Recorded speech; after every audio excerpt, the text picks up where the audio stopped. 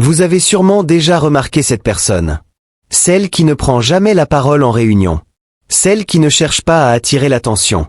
Celle qui reste dans son coin pendant que tout le monde parle fort, réseaute, se met en avant. Et pourtant, c'est elle qui obtient les meilleurs résultats. C'est elle qui avance.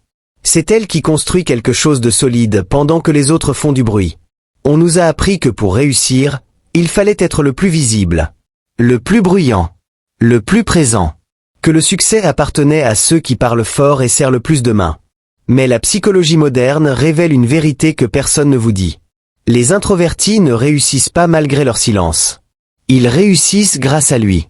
Aujourd'hui, on va décoder ensemble la psychologie secrète de ceux qui réussissent en silence, sans jamais forcer.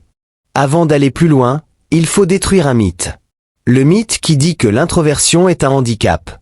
Que c'est quelque chose à surmonter. Que les introvertis doivent apprendre à sortir de leur coquille, pour réussir dans la vie. Ce mythe est non seulement faux. Il est dangereux. Parce qu'il pousse des millions de personnes à se forcer à devenir quelqu'un qu'elles ne sont pas. Et cette lutte permanente contre sa propre nature est la définition même de l'épuisement. Première chose à comprendre, l'introversion n'est pas de la timidité. Ce n'est pas de la peur sociale.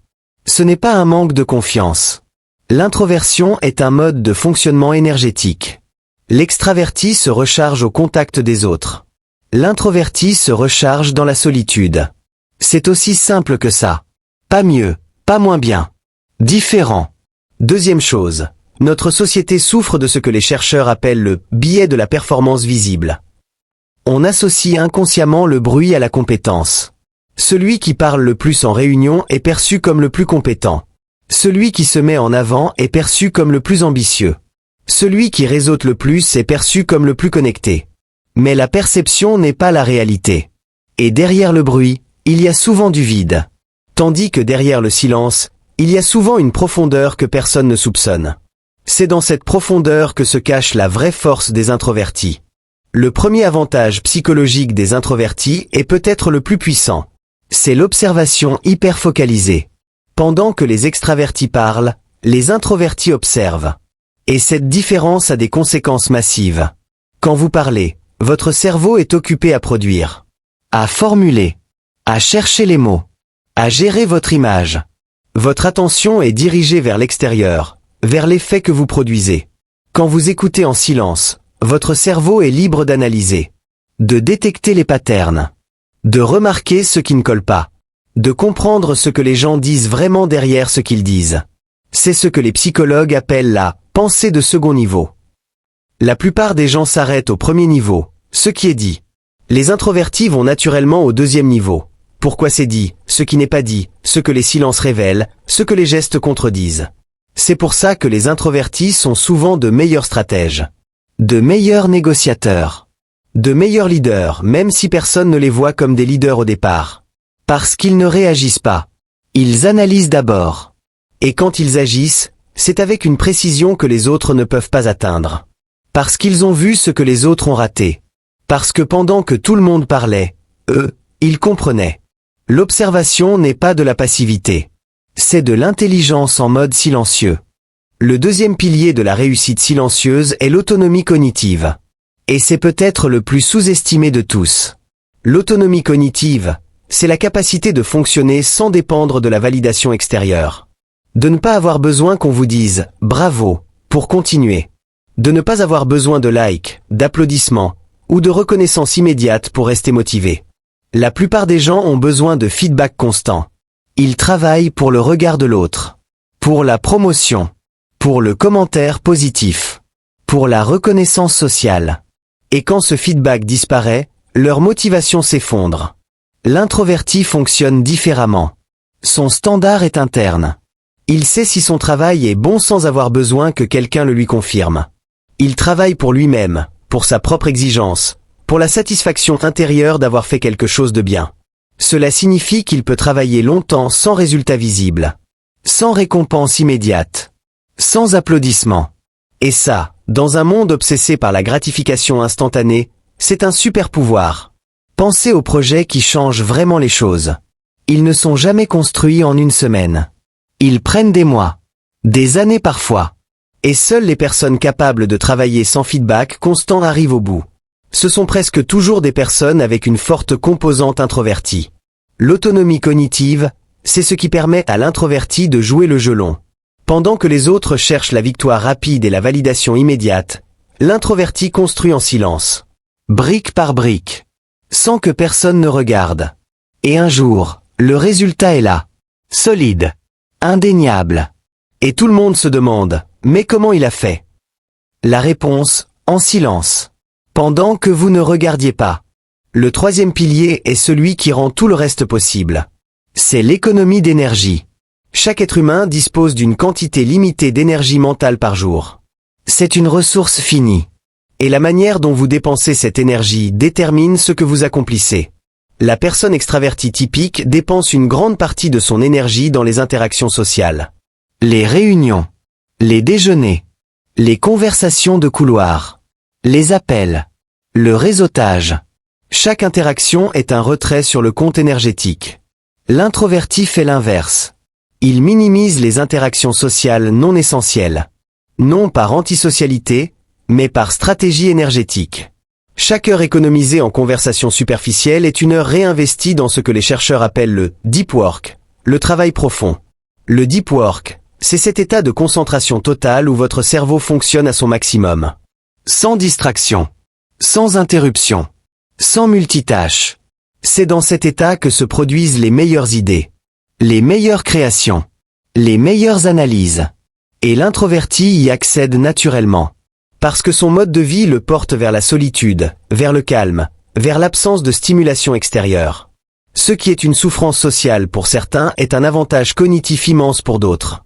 Pendant qu'un extraverti revient d'un déjeuner networking de 2 heures vidé de son énergie, l'introverti sort de 2 heures de travail profond avec un projet avancé, une stratégie claire, ou une idée qui va tout changer. Le temps est le même pour tout le monde. Mais la manière dont l'introverti l'utilise est fondamentalement différente. Et les résultats parlent d'eux-mêmes. Il y a quelque chose de fascinant dans la réussite des introvertis. Quand vous les regardez, on dirait que ça ne leur coûte rien. Que c'est naturel. Que ça coule. Et c'est vrai. Mais pas parce qu'ils sont plus talentueux. Pas parce que c'est facile pour eux. C'est parce qu'ils sont alignés. L'alignement, en psychologie, c'est quand vos actions correspondent à votre tempérament. Quand vous ne luttez pas contre votre nature pour atteindre vos objectifs. Quand la manière dont vous travaillez est cohérente avec la manière dont votre cerveau fonctionne. L'introverti qui réussit en silence ne force pas le réseautage. Il crée des connexions authentiques, rares mais profondes. Il ne connaît pas 300 personnes superficiellement. Il connaît 10 personnes profondément. Et ces 10 personnes lui font confiance absolument. Il ne force pas la prise de parole. Il attend d'avoir quelque chose de percutant à dire. Et quand il parle, les gens écoutent. Parce qu'il ne parle pas souvent. Et quand quelqu'un qui ne parle jamais prend la parole, le monde s'arrête. Il ne force pas la visibilité. Il laisse ses résultats parler pour lui. Et les résultats sont le langage le plus puissant qui existe. Plus puissant que n'importe quel pitch. Plus puissant que n'importe quel post LinkedIn. Les résultats ne mentent pas. C'est ça, l'effet sans effort. Ce n'est pas que c'est facile. C'est que c'est naturel. Quand vous arrêtez de lutter contre qui vous êtes et que vous commencez à utiliser votre nature comme un levier, la résistance disparaît. L'extraverti qui essaie de forcer le silence pour être plus productif, souffre. L'introverti qui essaie de forcer le bruit pour être plus social, souffre aussi. La réussite durable ne vient pas de la discipline forcée. Elle vient de l'alignement avec sa propre psychologie. Mais il faut être honnête. Et cette vidéo serait incomplète sans parler du piège. Le piège de l'introverti qui réussit en silence, c'est de confondre la solitude productive avec l'isolement destructeur. La solitude productive, c'est un choix. C'est se retirer pour mieux créer. C'est dire non aux interactions qui drainent pour dire oui au travail qui nourrit. C'est une stratégie. Et c'est sain. L'isolement destructeur, c'est autre chose. C'est se couper du monde parce qu'on a peur. C'est refuser toute interaction non par choix mais par évitement. C'est utiliser l'introversion comme excuse pour ne jamais se confronter à l'inconfort social. La différence est subtile mais cruciale. La solitude productive vous remplit d'énergie. L'isolement destructeur vous en vide. Si vous sentez que votre retrait social ne vous énergise plus mais vous épuise, si vous avez arrêté de voir les gens non pas parce que vous n'en avez pas besoin mais parce que vous avez peur, si votre silence n'est plus un choix mais une prison, alors il est temps de recalibrer. L'introverti qui réussit n'est pas celui qui fuit le monde. C'est celui qui choisit quand et comment il y entre. La différence entre la fuite et le choix, c'est la conscience. Tant que vous êtes conscient de pourquoi vous vous retirez, votre solitude est un outil. Quand vous cessez de vous poser la question, elle peut devenir un piège. Si vous vous êtes reconnu dans cette vidéo, voici ce que je veux que vous reteniez. Votre silence n'est pas un vide. C'est un espace de travail. Votre calme n'est pas une faiblesse. C'est un moteur. Votre besoin de solitude n'est pas un défaut. C'est une condition nécessaire à votre meilleur travail. Le monde n'a pas besoin que vous parliez plus fort. Il a besoin que vous continuiez à penser plus profondément, à observer plus finement, à créer plus sincèrement. La réussite n'est pas une question de volume sonore. C'est une question de clarté d'esprit. Et la clarté, elle naît dans le silence. Maintenant, j'ai une question pour vous. Quel est le trait de votre personnalité introvertie qui vous a le plus aidé dans votre vie? L'observation? La patience? Le travail profond? La sélectivité dans vos relations? Dites-le moi en commentaire. Je les lis tous. Et si vous voulez comprendre pourquoi votre cerveau pense parfois trop, regardez cette vidéo. On se retrouve très bientôt. Prenez soin de votre silence. Il a plus de valeur que vous ne le pensez. À bientôt.